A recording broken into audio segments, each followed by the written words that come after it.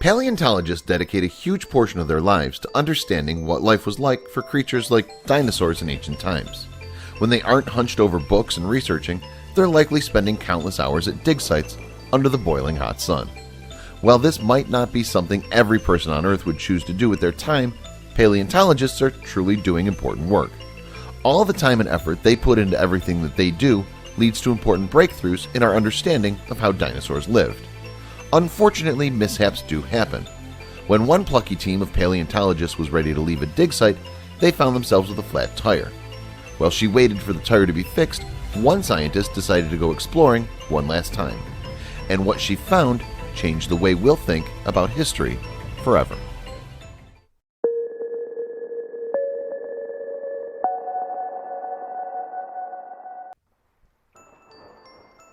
In 1990, a small group of paleontologists from the Black Hills Institute of Geological Research in South Dakota traveled to the Cheyenne River Indian Reservation to dig for fossils. The scientists had asked for permission to excavate this site and paid its owner $5,000 for access to the grounds.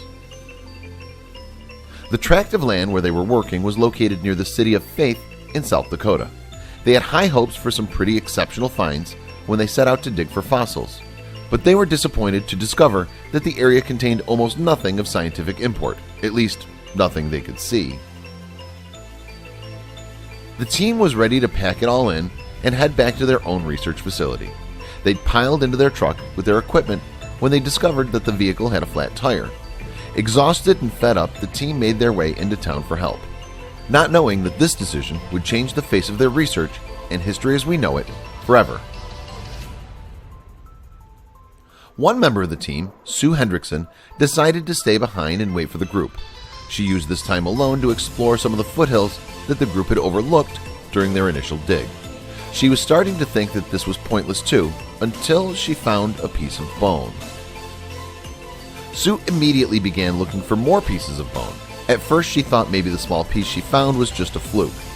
Then she noticed a nearby cliff face and saw more larger pieces protruding from its surface. This was an amazing sign. Sue immediately headed back to let everyone know what she found. Once reunited with her team, Sue marched directly over to Peter Larson, the president of the Black Hills Institute, and showed him what she found. Peter was a veteran paleontologist, and he knew exactly what he was looking at. It turned out that Sue had discovered the fossilized remains of a Tyrannosaurus rex.